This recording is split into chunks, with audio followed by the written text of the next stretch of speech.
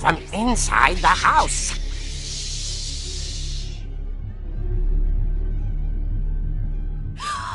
Oh dear. Surprise! Bravo, Barbara! You were wonderful! The monsters had come to surprise her. For Barbara, it was a dream come true. Then she saw what kind of monsters they were, and she realized what was about to happen. She was going to be famous. And with her final breath, Barbara Finch gave the performance of her life.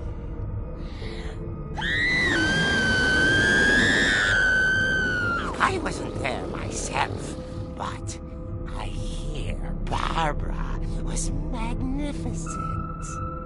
Poor girl. She had a taste for stardom. But unfortunately, so did her fans. Of course, the police blamed it all on poor Rick, who disappeared the same night. And little Walter, hiding under his bed the whole time. He took it all pretty hard, but that's another story.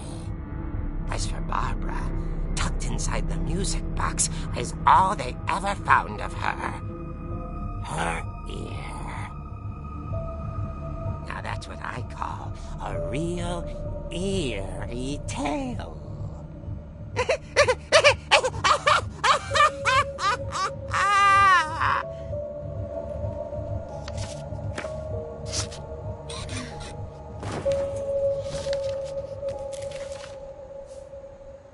Edie told me all Barbara wanted was to be remembered, as absurd as that comic was.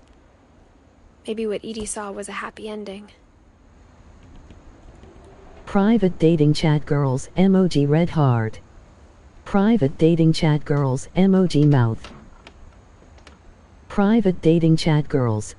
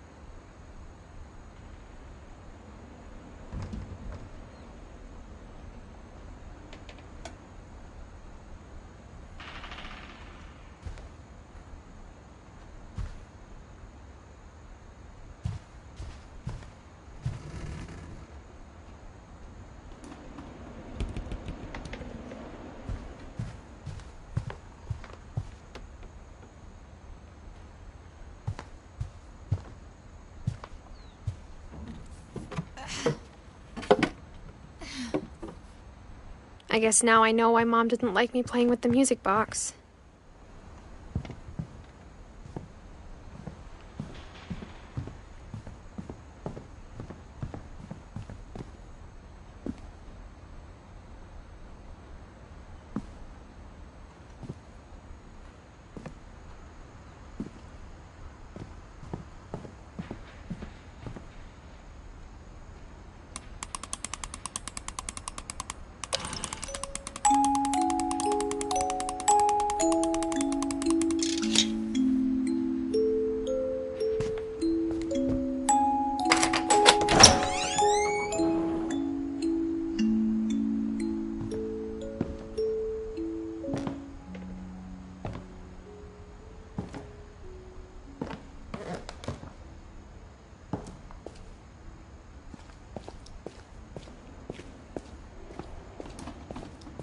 Mom said the basement was off limits, unless I wanted another tetanus shot.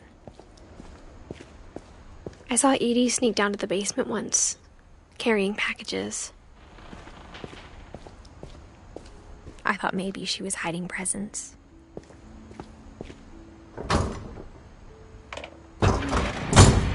It turned out she was hiding a lot more than that.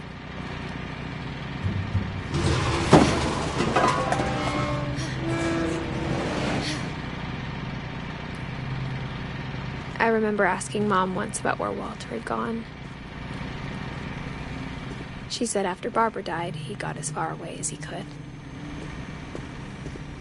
If there's a pattern in all these stories, I think it's that none of us has gotten very far.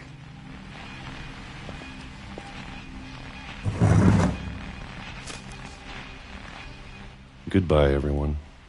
I can't believe I've been down here for 30 years. On that first day, after the shaking started, I didn't think I'd survive a week.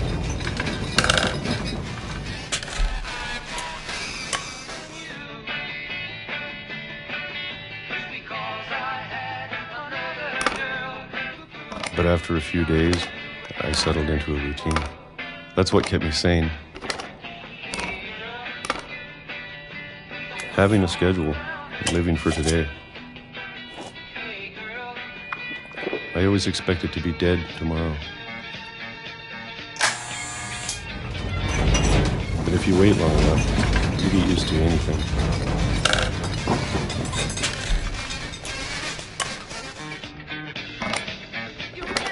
Even a monster on the other side of a door starts to feel normal.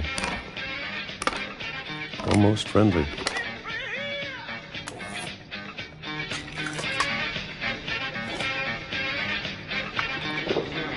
And then one day, everything just stopped.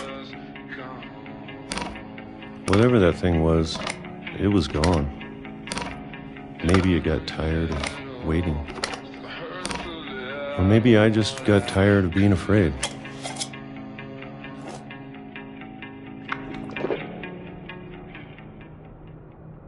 It's been a week now, the longest in 30 years.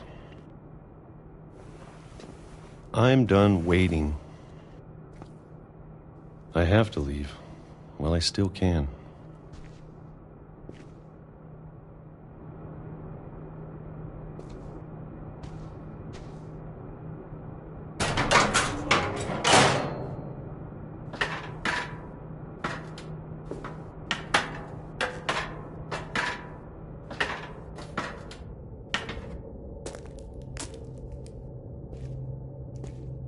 I know it's out there, somewhere. Whatever killed Barbara and Molly and Calvin. Maybe this is all a mistake. But I need to stop living the same day. Even if it kills me.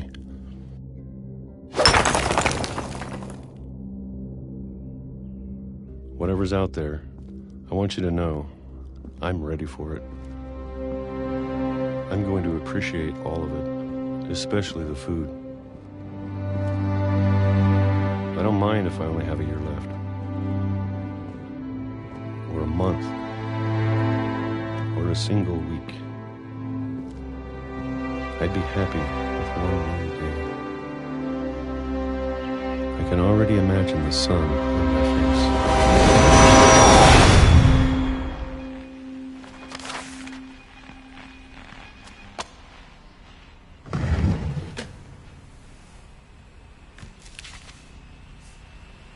Walter died when I was 6. I can't believe my mom never told me he was down here. I'm sure my mom was trying to protect me.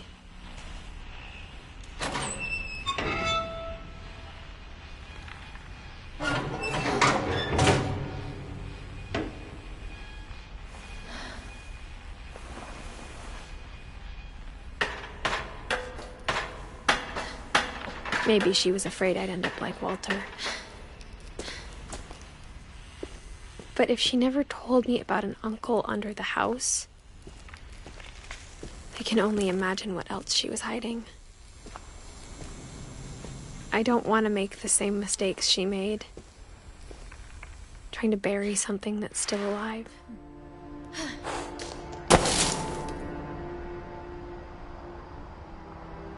Now that there's only one of us left, or maybe two, I thought it was time I heard the stories for myself and found out what happened to everyone else. But now I'm worried the stories themselves might be the problem. Maybe we believed so much in a family curse, we made it real.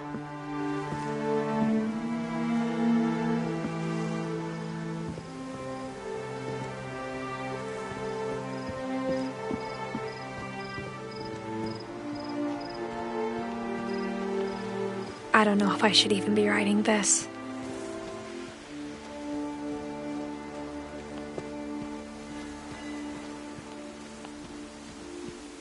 Maybe it'd be better if all this just died with me.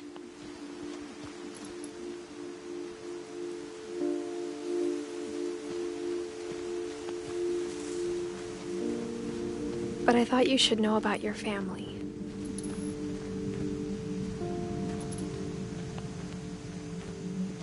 And the history you're a part of.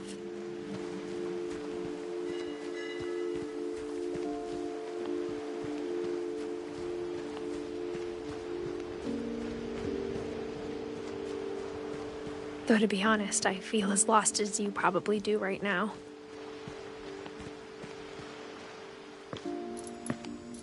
I think the people in these stories believed them, for what that's worth.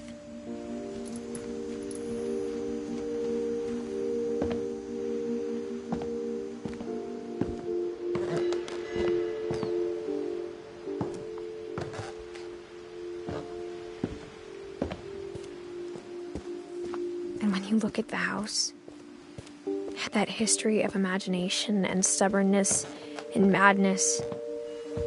Any of it seems possible.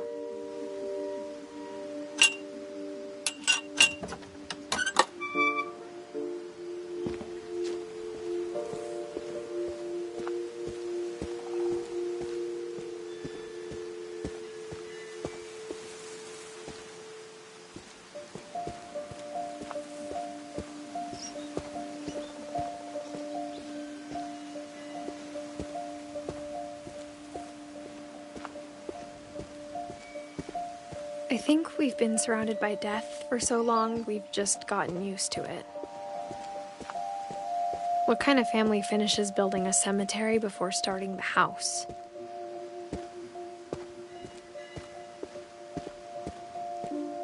It's embarrassing for me to admit this, but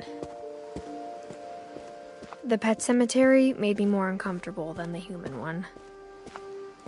3 of the gerbils are mine, and 2 had been my fault.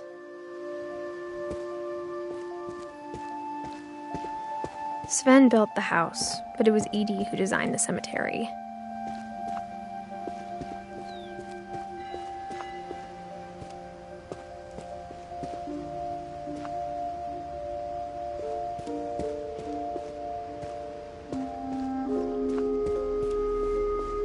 I'm sure Odin's monument had been Edie's idea. My mom was always trying to move on, but for Edie, the past never went away.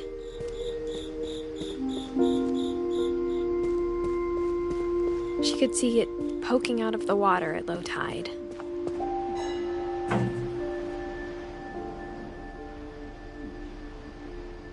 Edie said she dreamed about the old house every night.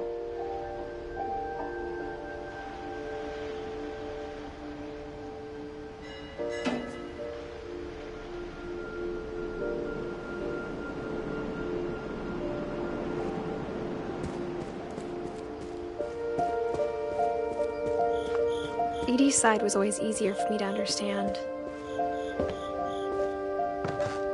But the older I get, the more I can see where my mom was coming from. Her dad had been pretty strict, but it wasn't enough to save her brothers. She was just trying to do better.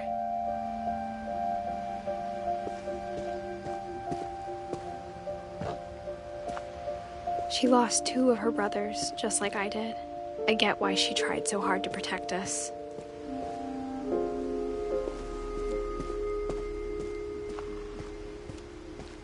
There's so many things I wish I could ask my mom now. Part of me thinks this is what she wanted all along. For me to come back someday and find everything out for myself.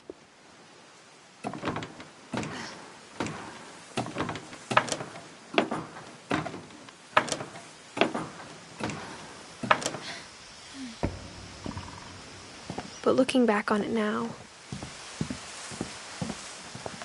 if she told me there was going to be so much climbing, I never would have come when I was 22 weeks pregnant.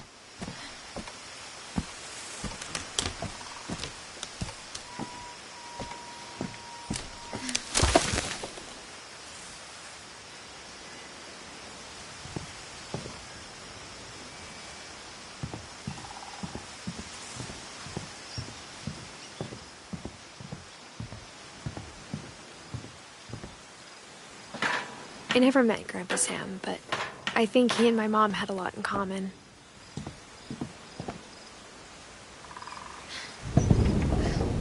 They were both pretty intense.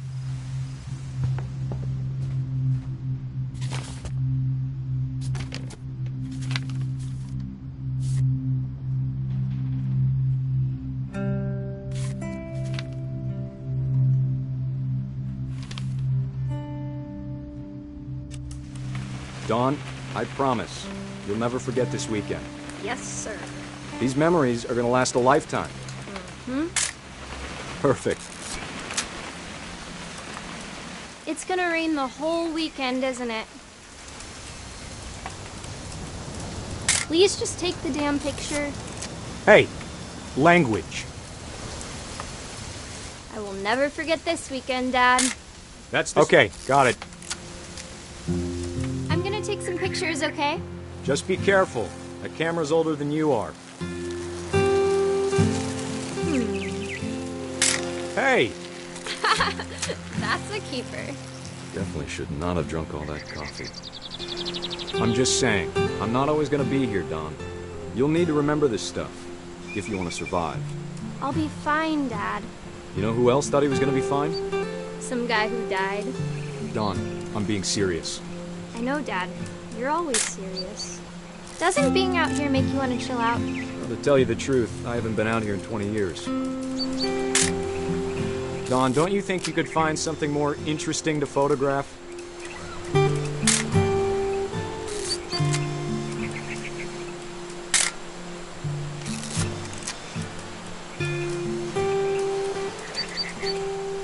Last time I was with my brother Calvin.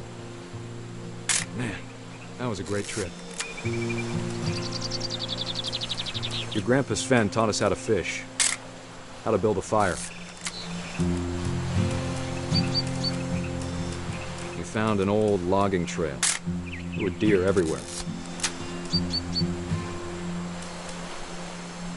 I bet if I could remember where that trail was, we'd spot a buck for you in no time. Give me a minute to check the map.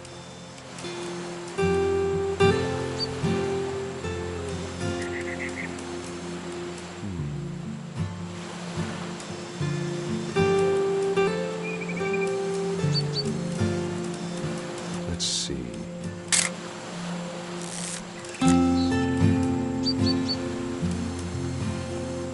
Maybe.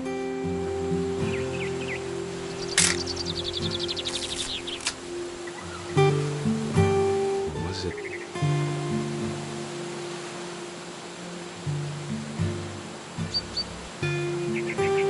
Could have been.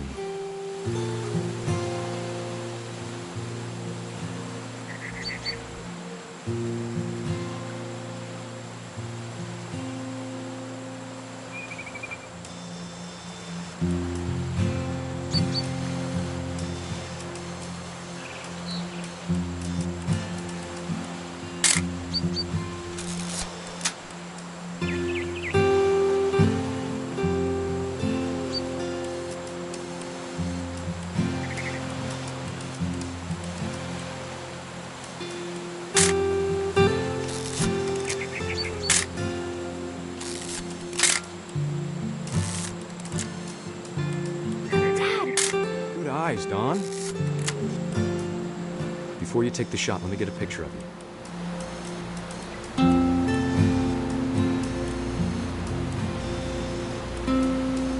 Dad, I... Just... Let me get... Do I have to do this? Dawn, you don't have to do anything. Great shot, Dawn!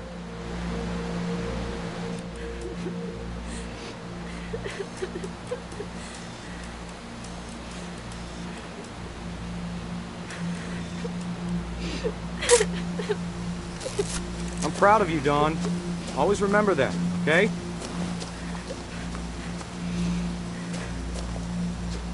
Dad, it's twitching. I think That's it's totally so... normal, Dawn. Just focus on the camera. Try not to think about... Dad!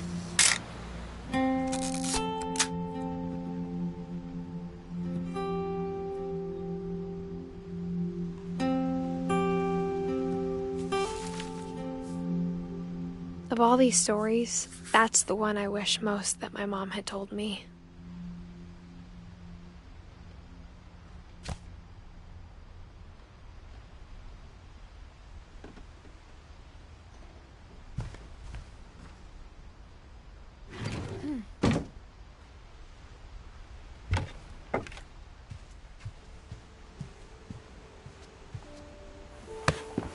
After Sam died, my mom and Edie got really close. They'd both lost a lot.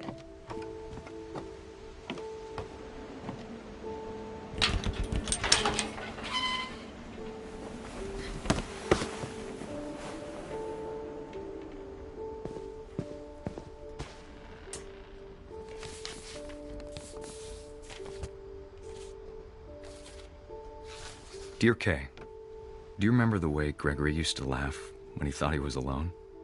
Like something funny was happening, but only he could see it.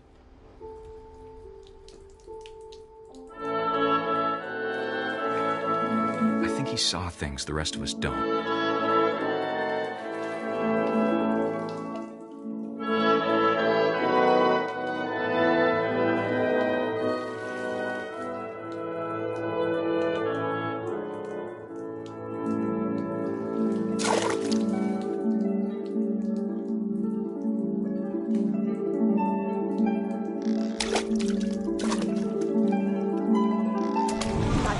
Gregory, it's time to...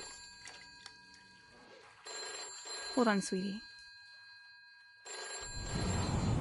Hello?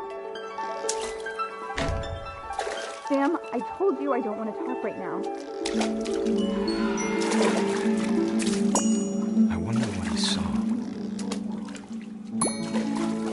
What his world was like.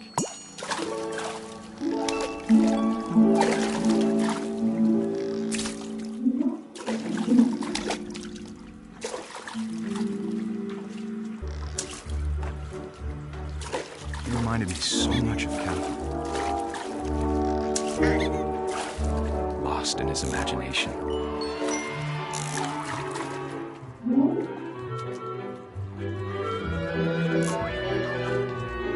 Whatever it was, he saw.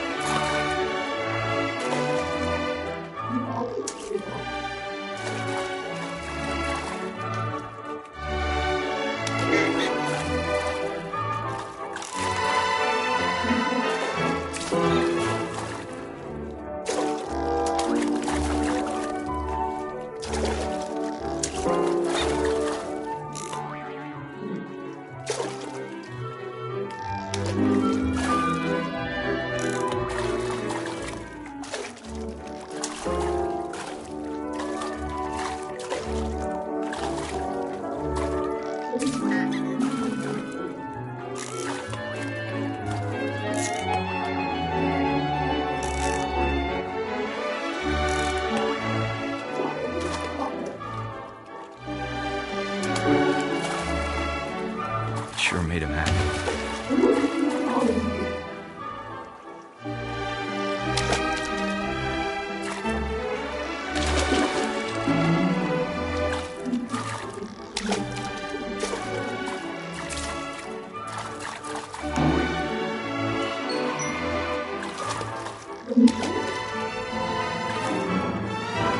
I know how silly it sounds.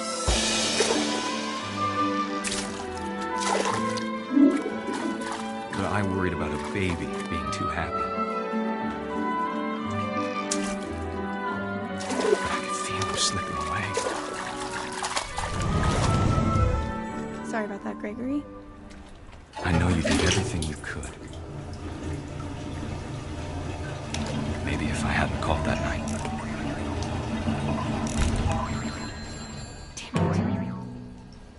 I wish you could have told us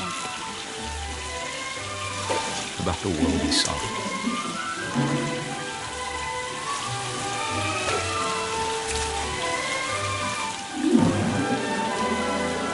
There's so much I don't understand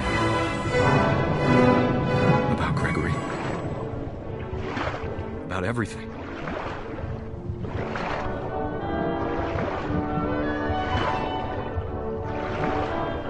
But I know what happened wasn't your fault.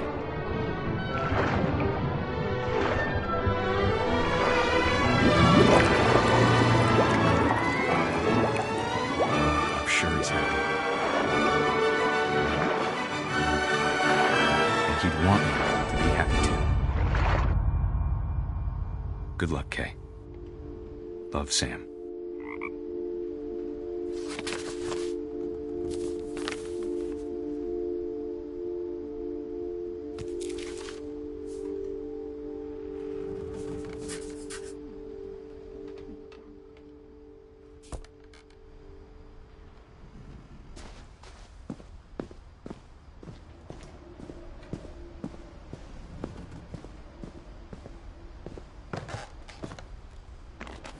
My mom moved up to the loft after her brothers died. At the time, it was as far away as she could get.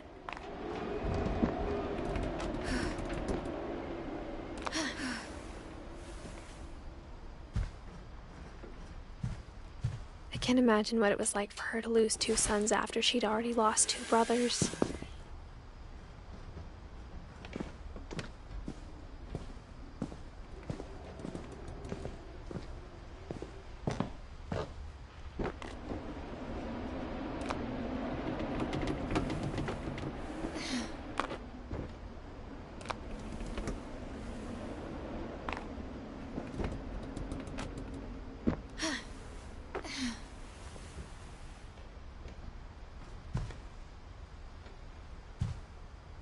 Religion was another thing my mom never talked about, but I think it helped her a lot after her dad died.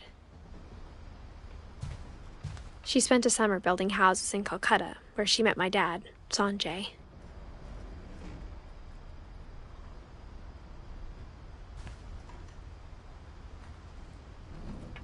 My mom moved to India a week after graduation and got a job teaching English. Louis was born a year later.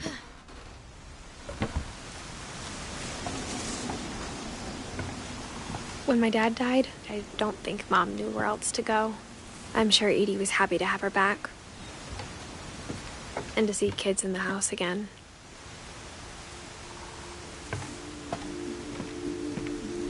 The house had to get a little bigger, but Edie was used to that. And for a while, things were good. Almost normal. But it didn't last.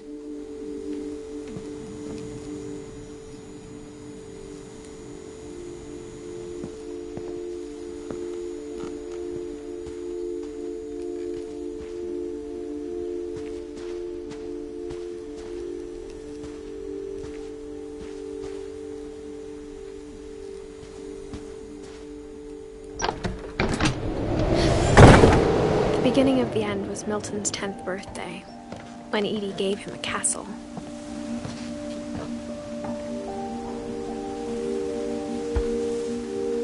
After Milton disappeared, the only thing he left behind was a room full of paintings.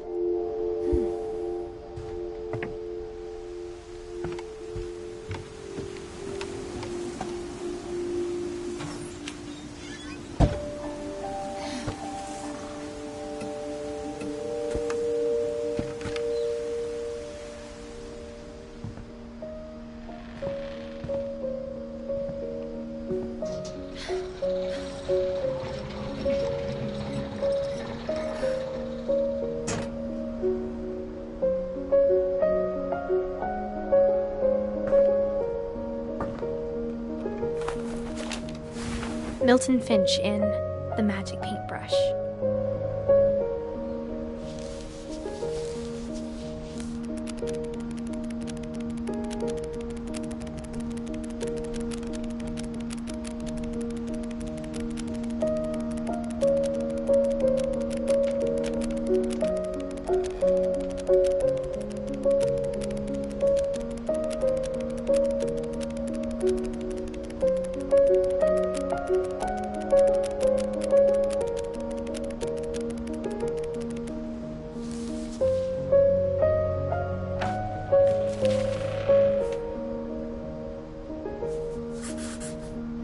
I was 4 when Milton disappeared.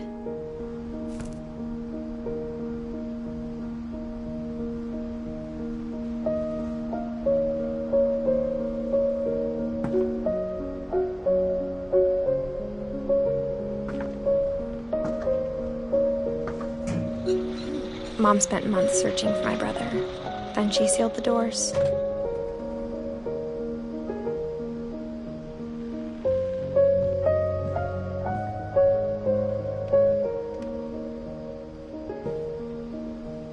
Whatever Milton had found in the house, Mom didn't want it getting out.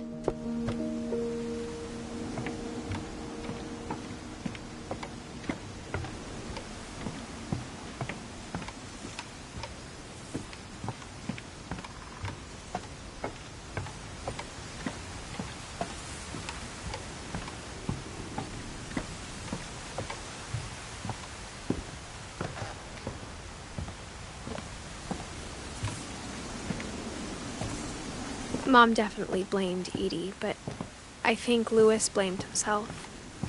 After he graduated, he just spent more and more time in his room, until Mom got him a job at the cannery.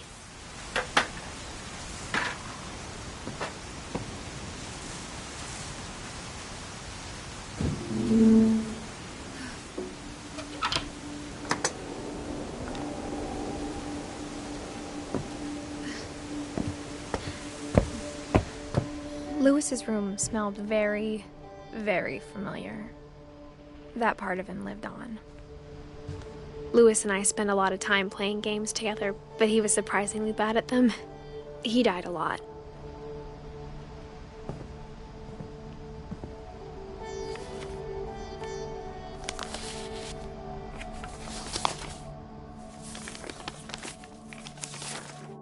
Dear Mrs. Finch, as Louis's psychiatrist, I can understand your desire for an explanation. As I see it, the trouble began in January, shortly after we convinced your son to seek treatment for substance abuse. Newly sober, I believe Louis first noticed the monotony of his daily life.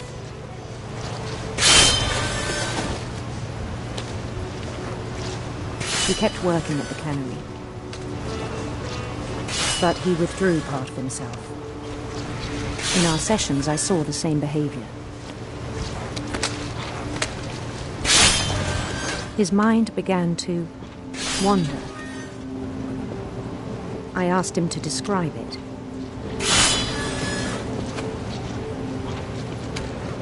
He said he started small, imagining a labyrinth. He'd feel his way about, then something moved. Bats and toads.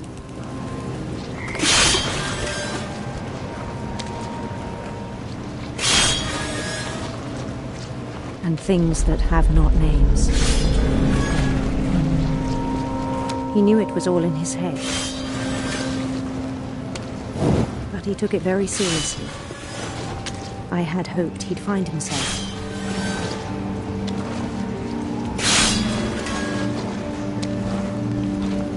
But he found something more. I worried about him then. Daydreaming at the cannery, I spoke with his boss. But he said Louis had become a model employee. Methodical, tireless, focused. Like a whole new Louis. So I let him go on.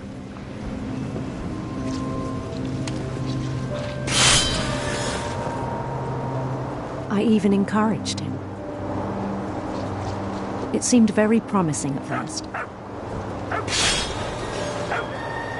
He told me he'd made a new friend.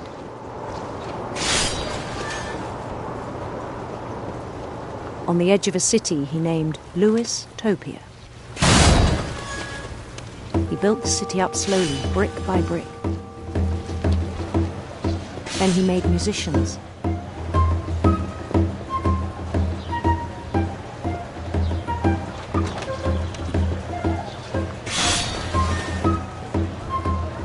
And songs for them to play. He talked about starting a band. And he was always humming something. Every day his imagination grew stronger.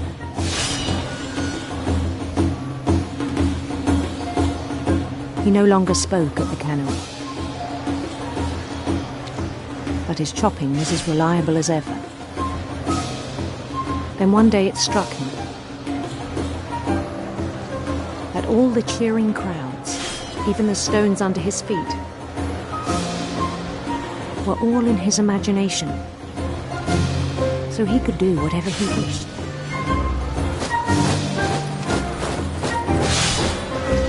He held an election for mayor, and he won. They begged him to stay, but his mind was already wandering. It became a game for him.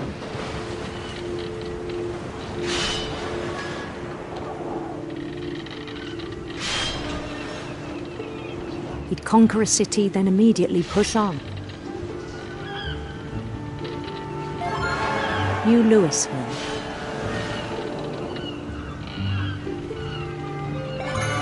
St. Louis.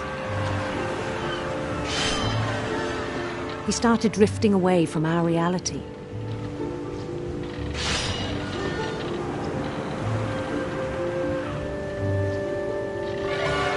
Minneapolis, until one day he forgot to go home from the cannery. Even as his mother pleaded with him, part of Louis kept sailing on.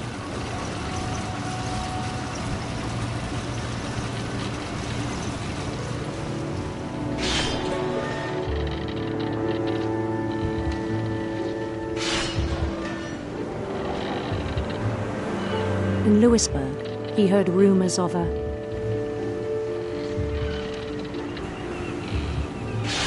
beautiful prince.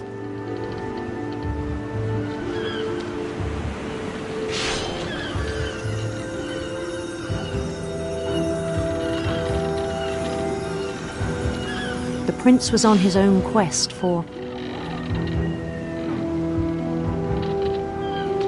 sinister serpents.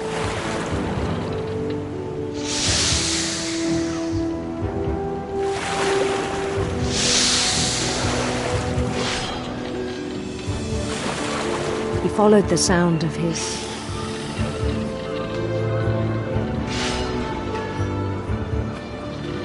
electric sitar.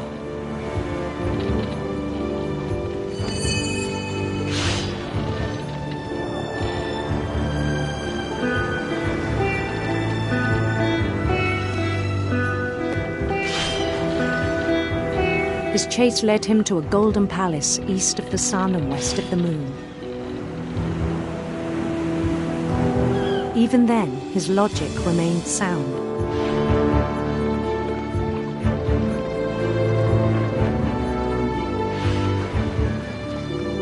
He knew the world was all in his imagination.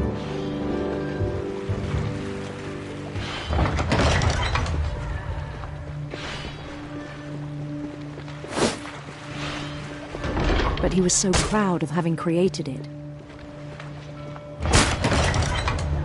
In his own eyes, he'd become something greater than a king.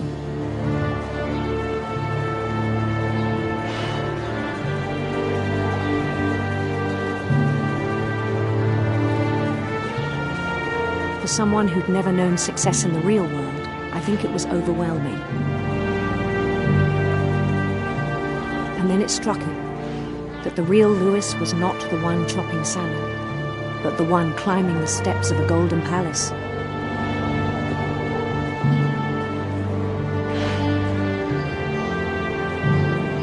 My imagination is as real as my body, he told me.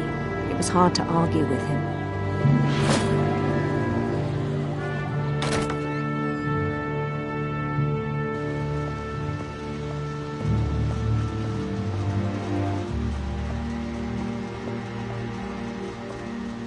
He began to forget the world we know.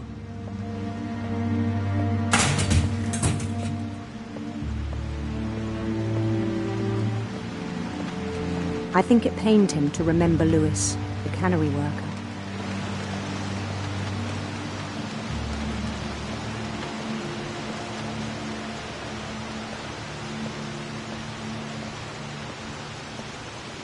He began to despise the man with a royal contempt.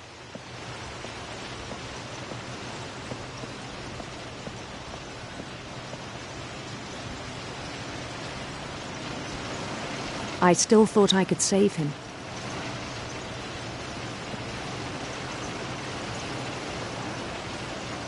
Even after he said he was being crowned king over all the lands of wonder.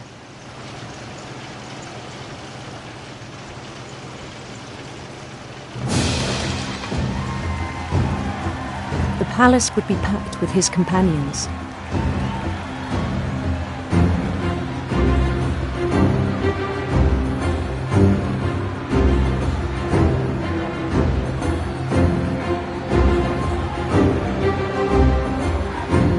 Including the wise Calico who'd insisted on advising him.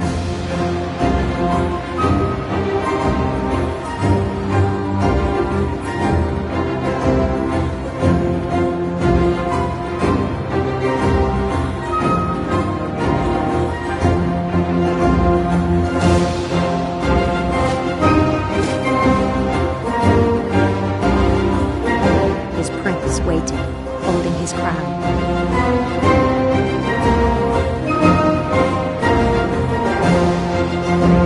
There was only one thing left to do.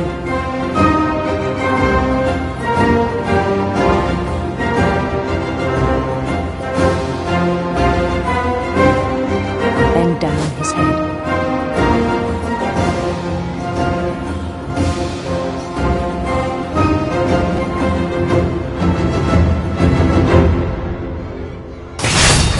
And the rest I think you know. Mrs. Finch, your son was a kind man who will be missed by all of us who knew him.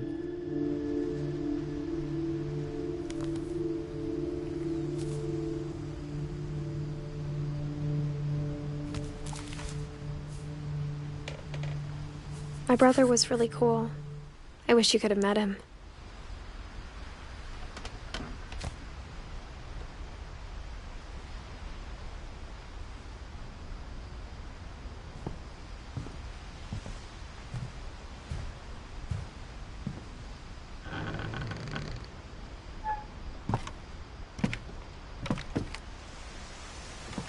On the way back from Lewis's funeral, my mom told me to start packing. She waited until the day before we left to tell Edie. I'm not sure if she wanted to make it easier or harder.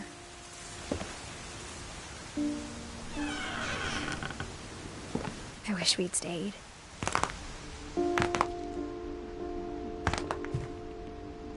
But I understand why we left.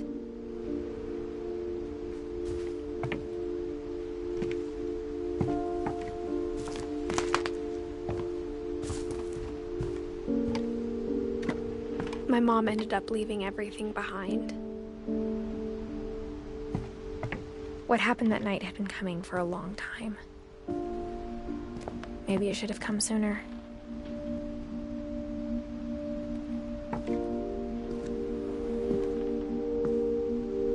But it had to end one way or another.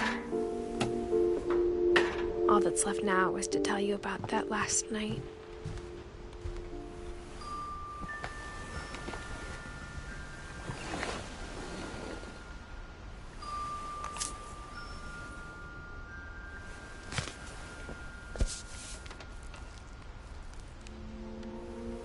That whole last day, Edie just watched us pack and didn't say a word. Until supper, when she raised her glass and said, "To our final night together, and all our final nights apart." Grandma, you know what I said about alcohol. Some of your medications are very Edith, specific. I left a present for you in the hallway. Why don't you go open it? The grown-ups have to argue now. I'm sorry, you're right. We're all leaving tomorrow. Let's just enjoy our last... I'm not leaving. Edith, you're excused.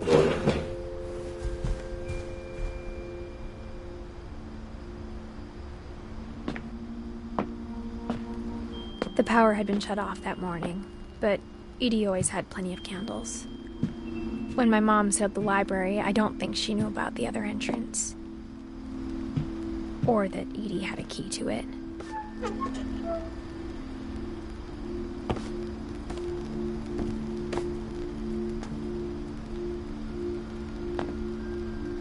That thing you're afraid of isn't going to end when you leave the house. Edith has a right to know these stories. My children are dead because of your stories. I think it's best if Edith and I leave tonight.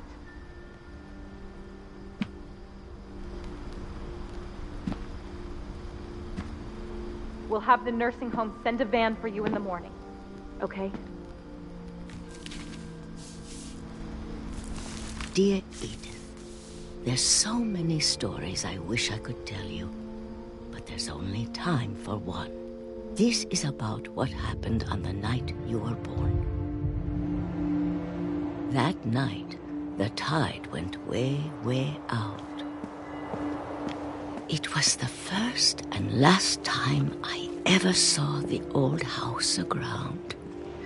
There'd been an earthquake out in the middle of the ocean.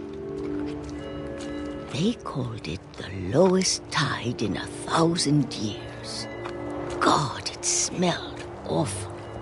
You know, I've seen that house every day of my life. But I never thought I'd go back to it. When the fog rolled in, I lost my way.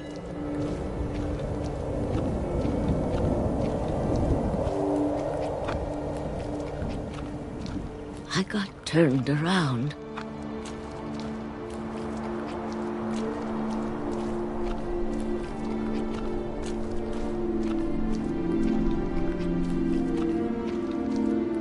For a while, I wandered. I started seeing things.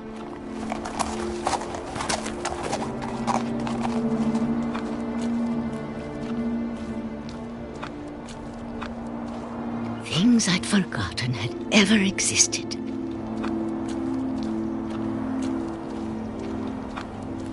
But when I saw them, they felt like old friends. That night, a lot of things came back to me. Or maybe I came back to them.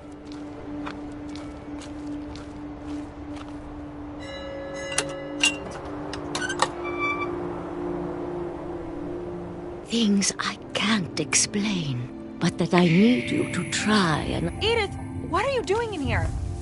It's mine. Edith! Mom, you're gonna rip it! Let go! I kicked and screamed, but Mom dragged me to the car.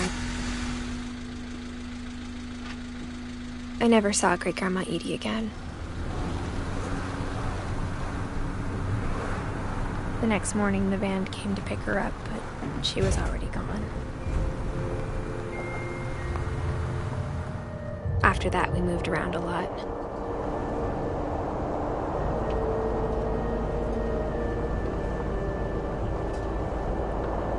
We both tried to make the best of it.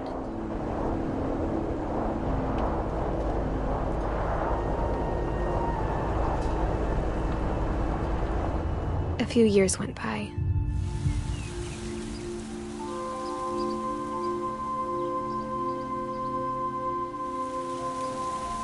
My mom didn't like to talk about it. but she started getting sick a lot. The rest happened pretty quickly. She got better for a while, and then she didn't.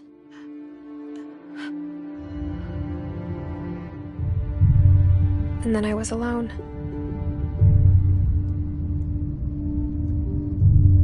The last Finch left alive.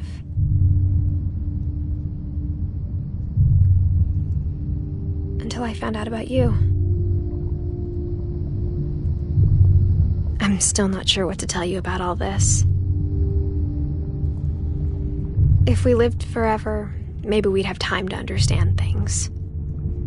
But as it is, I think the best we can do is try to open our eyes.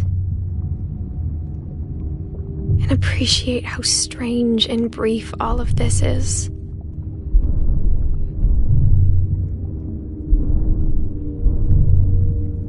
This journal was supposed to be for you. But now I hope you'll never see it. I just want to meet you and tell you all these stories myself. But I guess if you're reading this now, things didn't work out that way.